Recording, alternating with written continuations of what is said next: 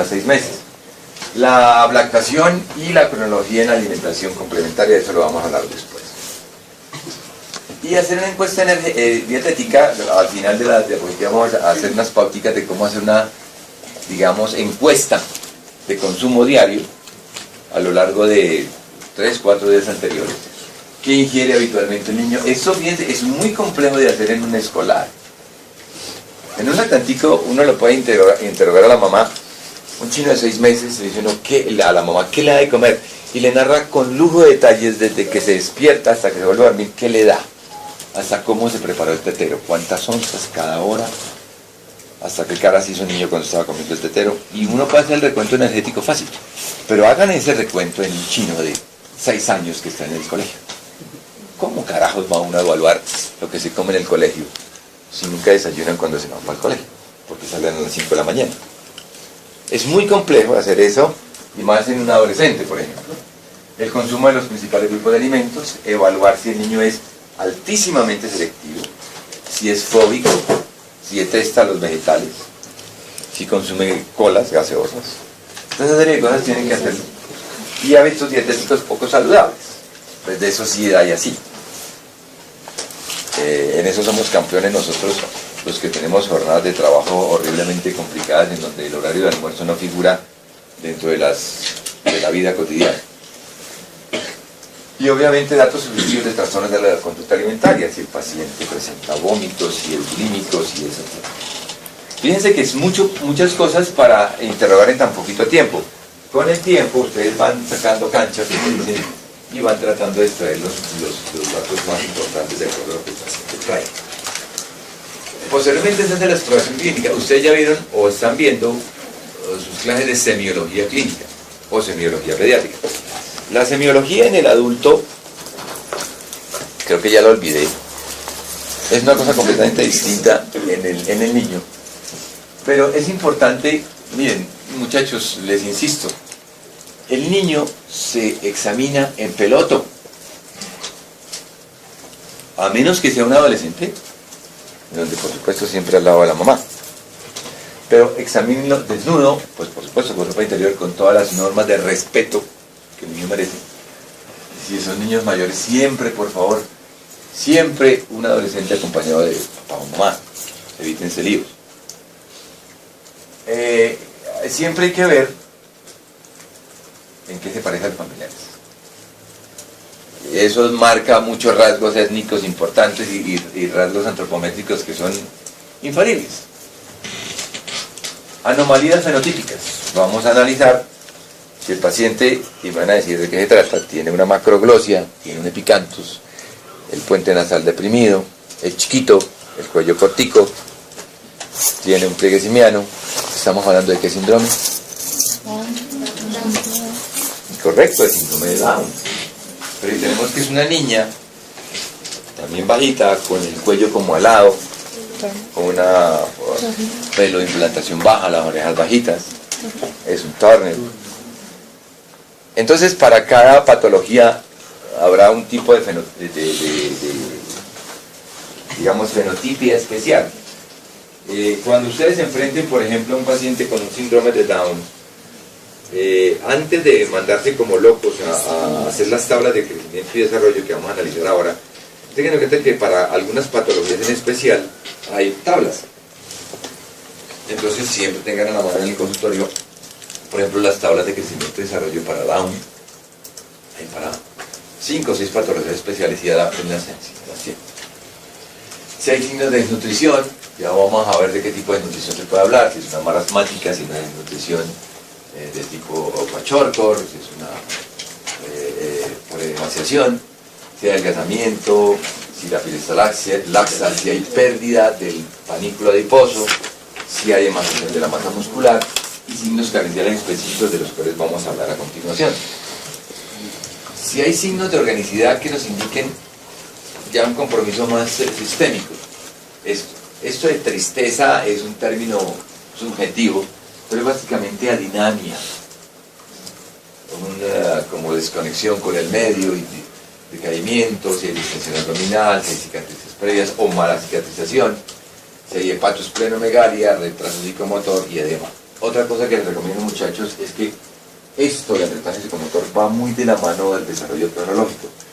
Bájense del internet o en los hospitales, a sus docentes, la escala abreviada del desarrollo. La escala abreviada del desarrollo les va a determinar a ustedes las pautas para evaluar el desarrollo integral del niño, cognitivo, en todas las áreas, que son básicamente, bueno, son muchas, pero la escala abreviada tiene 4. Una escala motriz gruesa, motriz fina, personal, social y adaptativo. Y ahí les va diciendo a ustedes, un niño a los 6 meses no solamente debe estar con tal peso y tal talla, sino hacer determinadas cosas. Porque no estamos analizando un animalito que está aumentando de peso, sino también cómo responde al medio. Si hay signos de obesidad, y hay varios tipos de obesidad, si es central o ginecoide, si, miren, esto es la tensión arterial. Por favor, muchachos, siempre que tengan ustedes un paciente obeso, que lo vamos a clasificar como vamos a hacer en las tablas, por lo menos a los obesos tómenle tensión arterial. Es que pareciera que a los niños no tuvieran tensión arterial.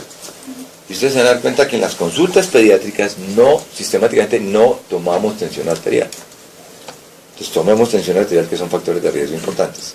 Lo que les digo, por lo menos en los obesos, tómenlos a todos. A los recién nacidos es complicado, pero se debe hacer. Muchas fallas renales se producen por hipertensiones arteriales esenciales, o mejor dicho, muchas hipertensiones debutan con un problema renal que no se ve detectado. Okay. Y por favor, determinen el desarrollo puberal. Hay muchas cosas que les estoy diciendo que tienen que leer, pues sí. Dentro de los parámetros de crecimiento y desarrollo, así como uno desarrolla que el lactantico a los 6 meses se sienta, al año camina, a los 18 meses sube y baja escaleras, a los 20 las baja rodando. Bueno, de la misma manera, ustedes tienen que analizar que existe un pico de desarrollo muy importante a nivel de la adolescencia. O sea, no hay ninguna fase del crecimiento del humano en donde uno crezca a más velocidad que cuando es lactantico. De los 0 a los 2 años crece uno una barbaridad. Ustedes se van dando cuenta que las curvas de crecimiento y desarrollo tienen un pico elevado los primeros 2 o 3 años. Después empiezan a hacer una mesetica, se estabiliza a los 5 años, y ahí la velocidad sigue constante, ¿sí? Y luego entre los 9 y 10 años, dependiendo si es hombre o mujer, vuelve a arrancar otra con una aceleración un poco menor. Eso es el desarrollo puberal. Y durante ese desarrollo puberal ocurre una serie de cambios a nivel hormonal, por supuesto, que se traducen en la fenotipia del individuo. Y desarrollan los cambios en los caracteres sexuales secundarios. Una señora por allá, epidemióloga desocupada, se dio a la tarea de investigar un montón de adolescentes, Tanner, y desarrolló la escala de Tanner para la evaluación del desarrollo de los caracteres sexuales secundarios en los adolescentes. Léanlo, apréndanlo, porque no es lo mismo evaluar un adolescente de 13 años, mujer, Tanner 4, que un adolescente de 13 años, mujer, Tanner 1. Varía completamente el peso y la talla. De la misma manera, no es lo mismo evaluar un adolescente de 15 años, varón, Tanner 2, a una señorita ya desarrollada de 15 años, Tanner 5. Aunque tengan la misma edad, varía completamente. Entonces les recomiendo que desempolven el libro de Nelson y evalúen o aprendan un poquito a cómo determinar el desarrollo puberal. Tengan en cuenta que el desarrollo también desde escolares va preparándose para el desarrollo de caracteres sexuales. Entonces habrán términos que ustedes tienen que aprender como telarquia, pubarquia, adrenarquia. Voy a arriesgarme. Pronto alguien estaba desocupado ayer y no vio televisión y leyó qué era la pubarquia. ¿Alguien? Yo sé que están arrancando, les perdono que no contesten al final del semestre, si no, tengan en cuenta cuál es la diferencia de una adrenarquia, telarquia, pubarquia y menarquia.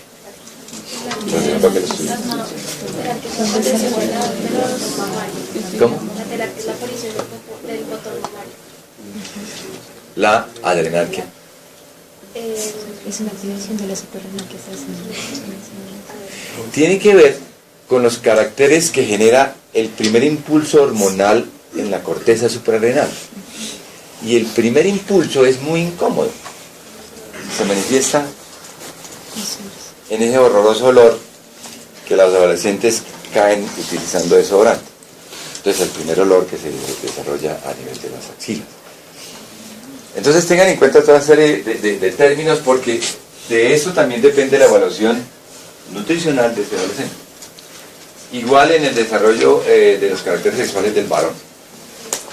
Ustedes van a analizar las curvas de crecimiento y desarrollo de los adolescentes y se van a dar cuenta que usualmente la niña tiene el primer disparo hormonal y empieza a desarrollar sus caracteres sexuales secundarios un poquito antes que el varón. Por eso les decía, si yo evalúo a un niño de 12 años, para mí es un cagarruto de 12 años, todavía niño, con un Tanner púbico 1. Pero una niña de 12 años ya tendrá un Tanner púbico 2 o 3, con un mamario 2, porque empezó su desarrollo más temprano. Pero el varón dura un poco más el desarrollo. De modo que uno todavía puede ver esos grandulones de 17 años, todavía con voz así chillona, cambiando de voz y todavía creciendo más.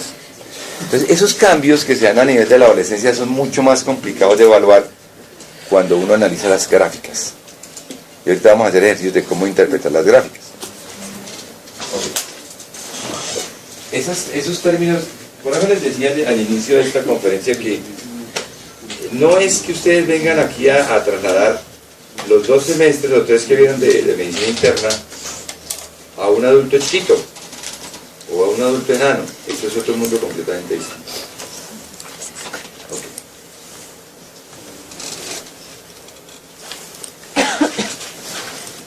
La mayoría de los síntomas clínicos de desnutrición no son patognomónicos. Yo no puedo decir que si el paciente tiene, no sé, metémonos una enfermedad importante, una deficiencia de zinc, los síntomas que el paciente tiene son patognomónicos de esa enfermedad. No. Los síntomas pelagroides, por ejemplo, los puede dar cualquier cantidad de enfermedades. De modo que, por eso les decía que la exploración clínica no tiene ninguna sensibilidad para detectar nutrición. Se encuentran cuando ya es demasiado tarde. Ya el paciente está... Y por tanto, la aparición de un signo o síntoma clínico usualmente se debe a la aparición o a la deficiencia de varios nutrientes simultáneamente. Viene otro concepto importante que usted tiene que tener en cuenta, y es la evaluación de los micronutrientes de la alimentación diaria. ¿Okay? Definamos algunos términos como deficiencia, que es la disminución en el nivel normal de ese nutriente, alterándose la función. Vamos a hablar del hierro, vamos a hablar del zinc, vamos a hablar del calcio. La carencia, pues es obvio, es la falta absoluta en el organismo y produce una alteración completa en la función donde está involucrado. Casi siempre todos estos micronutrientes son cofactores de un proceso bioquímico. Por decirles, la cianocobalamina interviene mucho en la absorción y en el metabolismo de la absorción de ciertos componentes gástricos, la tiamina, en algunas síntesis de aminoácidos, etc. Por tanto, a veces la carencia absoluta de un nutriente esencial como esto genera una disfunción grandísima, porque los procesos metabólicos donde actúan es muy amplio. Por tanto, la aparición de signos clínicos asociados a la deficiencia nutricional demuestran que ya es muy tarde, que ya es muy grave la deficiencia y está dando síntomas nutricionales que ya es un poquito tardío para tratar. Entonces, después de hacer una anamnesis más o menos cuidadosa, yo digo más o menos en contra de lo ético, porque no es justo que le den a uno 20 minutos para hacer una evaluación nutricional y una evaluación clínica del paciente. Pero ustedes se metieron en este cuento, esa es la medicina que nos toca vivir, toca hacerla. Y a veces le dicen a uno, doctor, vea una adicional más, vea una más, y si no, pues tengo como 10 horas de vida para otros que si quieren el empleo. Esa es la medicina que nos tocó vivir. De modo que toca hacerlo, donde por supuesto siempre al lado de la mamá. Pero examínenlo desnudo, pues por supuesto con ropa interior, con todas las normas de respeto que el niño merece. Si son niños mayores, siempre, por favor, siempre un adolescente acompañado de papá o mamá. Evítense líos. Siempre hay que ver en qué se parece a los familiares. Eso marca muchos rasgos étnicos importantes y rasgos antropométricos que son infalibles. Anomalías fenotípicas, cierta hasta que se vuelve a dormir, ¿qué le da? Hasta cómo se preparó el tetero, cuántas onzas cada hora, hasta qué cara se hizo el niño cuando estaba comiendo el tetero. Y uno puede hacer el recuento energético fácil, pero hagan ese recuento en un chino de 6 años que está en el colegio. ¿Cómo carajos va uno a evaluar lo que se come en el colegio si nunca desayunan cuando se van para el colegio? Porque salen a las 5 de la mañana. Es muy complejo hacer eso, y más en un adolescente, por ejemplo. El consumo de los principales grupos de alimentos, evaluar si el niño es altísimamente selectivo, si es fóbico, si detesta los dando canchas, y van tratando de extraer los datos más importantes de acuerdo a lo que el paciente trae. Posteriormente se hace la exploración clínica. Ustedes ya vieron o están viendo sus clases de semiología clínica o semiología pediátrica. La semiología en el adulto, creo que ya lo olvidé, es una cosa completamente distinta en el niño. Pero es importante, miren, muchachos, les insisto, el niño se examina en peloto, a menos que sea un adolescente, unos 6 meses. La lactación y la cronología en alimentación complementaria, de eso lo vamos a hablar después. Y hacer una encuesta dietética, al final de la diapositiva vamos a hacer unas pauticas de cómo hacer una, digamos, encuesta de consumo diario a lo largo de 3-4 días anteriores. ¿Qué ingiere habitualmente el niño? Eso, fíjense, es muy complejo de hacer en un escolar. En un lactantico uno lo puede interrogar a la mamá. Un chino de 6 meses le dice uno a la mamá qué le da de comer y le narra con lujo de detalles desde que se despierta, vegetales, si consume colas, gaseosas. Entonces, esa serie de cosas tienen que hacer. Y hábitos dietéticos poco saludables. Pues de eso sí hay así.